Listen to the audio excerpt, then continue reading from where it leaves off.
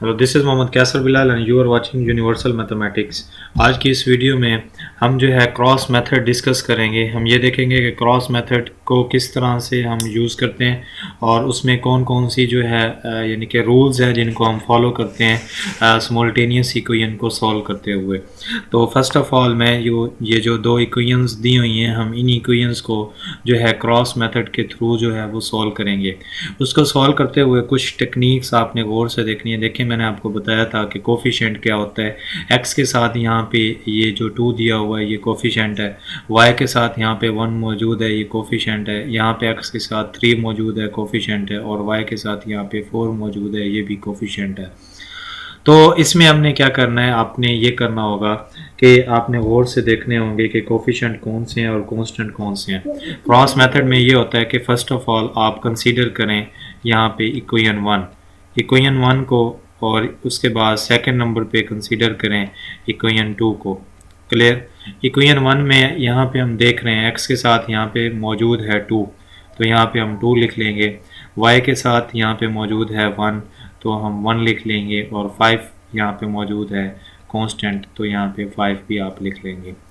और दोबारा जो आपने एक दफ़ा कोफिशिएंट लिए थे उनको एक दफ़ा दोबारा लिख लें।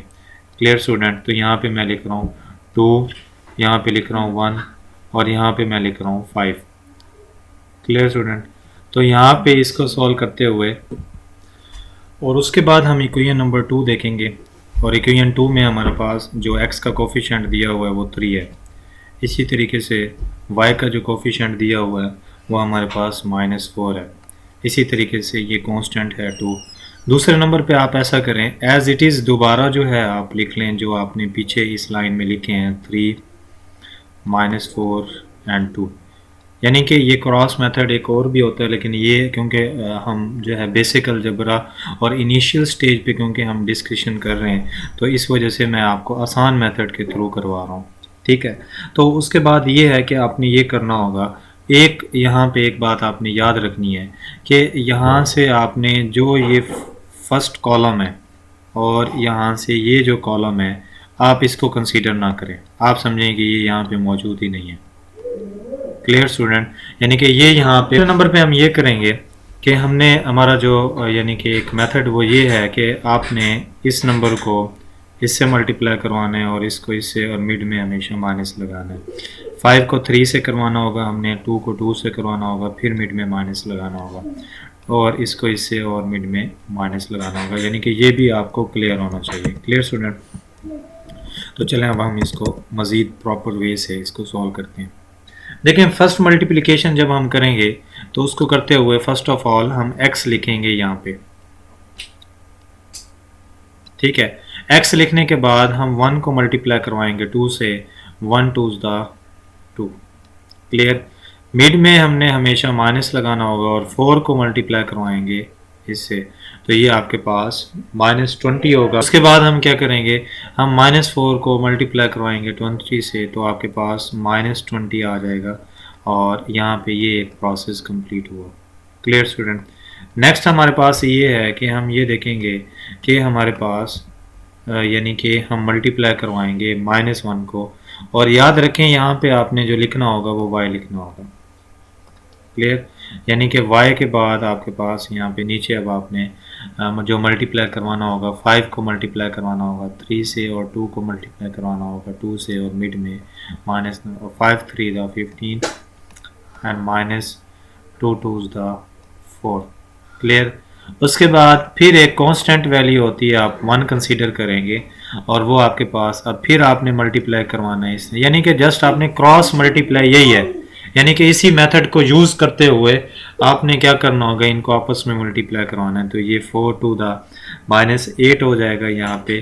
क्लियर। और उसके बाद 3 1 3 हो जाएगा, और माइनस की फॉर्म में आपने इसको लिखना है। तो नेक्स्ट आपने ये करना है कि आपके पास यहाँ से आगे आपने मज़ीद इसको जो है वो, अब हम इसको सिंप्लीफाई करते हैं। तो सिंप्लीफिकेशन में हमारे पास क्या होगा, यहाँ पे मैं लिखता हूँ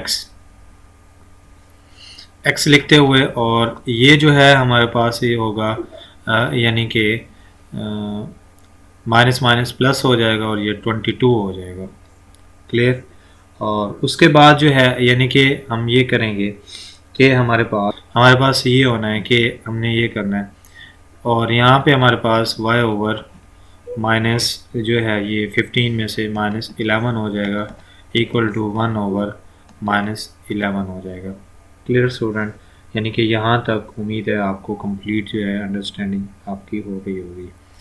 अब होता यूँ है कि देखें हमारे पास यहाँ पे ये है कि ये वाले वैल्यू जो है इसके इक्वल है, और ये वैल्यू मैथमेटिक्स में ये होता है अगर a इक्वल हो b के और b इक्वल हो c के, तो हम उससे ये रिज़ल्ट ले सकते हैं कि a इक्वल है c के, क्योंकि दोनों सेम है, इस वजह से हम इसको ऐसे कह सकते हैं।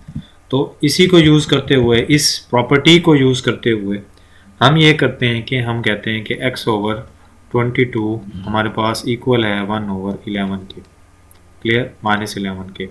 तो x इक्वल टू 22 ओवर -11 ये यहाँ पे होंगे तो -2 आ जाएगा, और x की वैल्यू आपके पास इक्वल आएगी -2 के।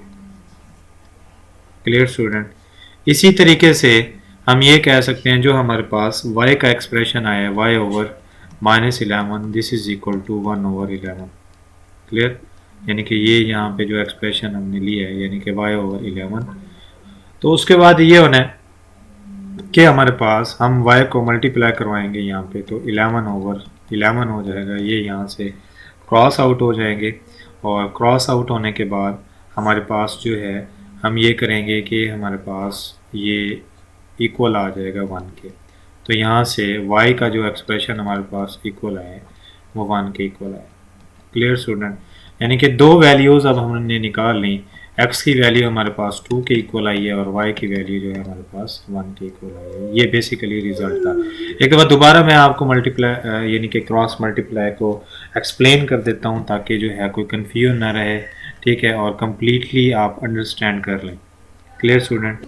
अब इसमें इसको एक और मेथड के ज़रिए भी सॉल्व किया जा सकता है, ठीक है। वो ये है कि अगर आप इस इक्वेशन को कुछ इस तरह से कर लेते हैं, 2x प्लस वाई -5 कर लेते हैं, तो वो बेसिकली आपके पास दूसरे तरीके से आपके पास सॉल्व हो जाएगा, और ये -2 इक्वल टू 0 आ जाएगा।